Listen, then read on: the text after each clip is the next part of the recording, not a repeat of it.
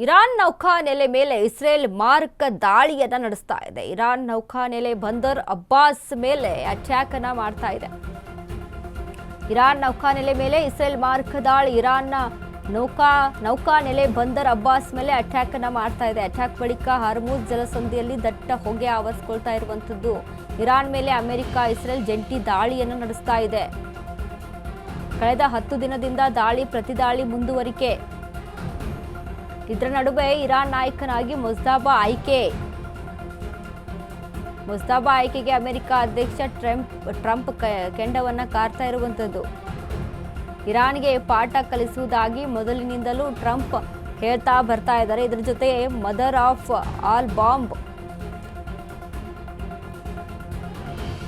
ಬಳಕೆ ಬಗ್ಗೆ ಆತಂಕ ಒಂದು ಕಡೆ. ಇರಾನ್ಗೆ ಹೆಚ್ಚಿದ ಆಫ್ ಆಲ್ ಬಾಂಬ್ ಆತಂಕ. ಇರಾನ್ನ ನೌಕಾನೆಲೆ ಮೇಲೆ ಇಸ್ರೇಲ್ ಮಾರಕ ದಾಳಿಯನ್ನ ಮಾಡುವ ಎಚ್ಚರಿಕೆಯನ್ನ ಅಟ್ಯಾಕ್ ಬಳಿಕ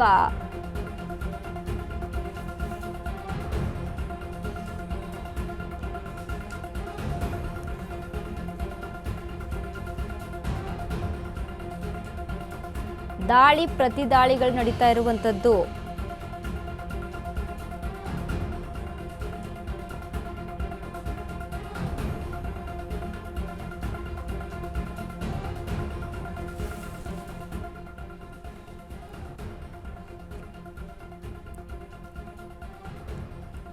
ಇರಾನ್ಗೆ ಆಫ್ ಆಲ್ ಬಾಂಬ್ ಬಳಕೆ ಬಗ್ಗೆ ಆತಂಕ ಹೆಚ್ಚಾಗಿದೆ. ಯಾಕಂದ್ರೆ ಇರಾನ್ ನೌಕಾನೆಲೆ ಮೇಲೆ ಇಸ್ರೇಲ್ ಮಾರಕ ದಾಳಿಯನ್ನು ನಡೆಸ್ತಾ ಇರುವಂತದ್ದು. ಕಳೆದ 10 ದಿನದಿಂದ ದಾಳಿ ಪ್ರತಿದಾಳಿ ಮುಂದುವರಿಕೆ ಆಗಿದೆ. ಇದರ ನಡುವೆ ಇರಾನ್ ನಾಯಕನಾಗಿ ಮುಜ್ತಬಾ ಆಯ್ಕೆ. ಮತ್ತೊಂದು ಕಡೆ ಮುಜ್ತಬಾ ಆಯ್ಕೆಗೆ ಅಮೆರಿಕ ಅಧ್ಯಕ್ಷ ಟ್ರಂಪ್ ಕೆಂಡವನ್ನ ಕಾರ್ತಾ ಇದ್ದಾರೆ. ಇರಾನ್ಗೆ ಪಾಠ ಕಲಿಸೋದಾಗಿ ಮೊದಲಿನಿಂದಲೂ ಟ್ರಂಪ್ ವಾರ್ನಿಂಗ್ ಅನ್ನ ಕೊಟ್ಟಿದ್ದಾರೆ. ಇದ್ರ ಜೊತೆಗೆ ಮದರ್ ಆಫ್ ಆಲ್ ಬಾಂಬ್ ಬಳಕೆಯ ಆತಂಕ ಒಂದು ಕಡೆ. ಅಂದ್ರೆ ನೋಡಿ, ಮದರ್ ಆಫ್ ಆಲ್ ಬಾಂಬ್ ಬಳಕೆಯ ಆತಂಕ ಯಾಕೆ ಇರಾನ್ಗೆ ಅಲ್ಲಿ ಹೆಚ್ಚುತ್ತಾ ಇದೆ ಅಂತ ಅಂದರೆ, ಒಂದು ವೇಳೆ ಆ ಅಸ್ತ್ರವನ್ನು, ಈಗ ಎಲ್ಲ ದೇಶಗಳಲ್ಲೂ ಕೂಡ ಒಂದು ಅಸ್ತ್ರವನ್ನು ಇಟ್ಕೊಂಡಿರ್ತಾರೆ. ಅಂದರೆ ಎಲ್ಲ ಸಂದರ್ಭದಲ್ಲೂ ಸಹಿತ ಅದನ್ನು ದಾಳಿಗೆ ತೆಗೆದುಕೊಂಡು ಬರೋದಿಲ್ಲ, ಅದರ ಜೊತೆಗೆ ದಾಳಿಯನ್ನು ನಡೆಸೋದಿಲ್ಲ. ಬಟ್ ತುರ್ತು ಸಮಯದಲ್ಲಿ ಇಂಥ ಸಂದರ್ಭದಲ್ಲಿ ದಾಳಿ ನಡೆಸಲೇಬೇಕು ಅಂತ ಅಂದಾಗ ಆ ಪ್ರೊಸೆಸ್ಸನ್ನು ಅವರು ಕೈಗೊಳ್ತಾರೆ. ಅದೇ ರೀತಿಯಾಗಿ ಮದರ್ ಆಫ್ ಆಲ್ ಬಾಂಬ್ ಬಳಕೆಯ ಆತಂಕ ಇದೀಗ ಇರಾನ್ಗೆ ಹೆಚ್ಚಾಗಿದೆ.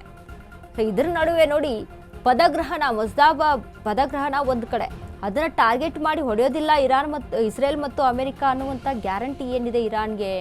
ಬಟ್ ಇಲ್ಲಿ ಭಯವೇ ಹೆಚ್ಚು, ಆತಂಕವೇ ಹೆಚ್ಚು. ಹಾಗಾಗಿ ಇರಾನ್ ಒಂದು ಕಡೆ ಸಾಕಷ್ಟು ಟೆನ್ಷನ್ನಲ್ಲಿರುವಂಥದ್ದು. ಇರಾನ್ ನೌಕಾನೆಲೆ ಮೇಲೆ ಇಸ್ರೇಲ್ ಮಾರಕ ದಾಳಿಯನ್ನು, ನೌಕಾನೆಲೆಗಳು ಅಂದರೆ ಈಗಾಗಲೇ ಅಮೆರಿಕಾದ ಸೇನಾ ನೆಲೆಗಳ ಮೇಲೆ ಏನು ಇರಾನ್ ಸತತವಾಗಿ ದಾಳಿಯನ್ನು ನಡೆಸ್ತಾ ಇದೆ. ಎಲ್ಲೆಲ್ಲಿ ಸೇನಾ ನೆಲೆಗಳಿದಾವೋ ಅವುಗಳನ್ನೆಲ್ಲ ಗಮನದಲ್ಲಿ ಇಟ್ಕೊಂಡು ರಷ್ಯಾದ ಪರೋಕ್ಷವಾದಂಥ ಸಪೋರ್ಟ್ನೊಂದಿಗೆ ಇರಾನ್ ಈ ರೀತಿಯಾಗಿ ದಾಳಿಯನ್ನು ನಡೆಸ್ತಾ ಇರುವಂಥದ್ದು.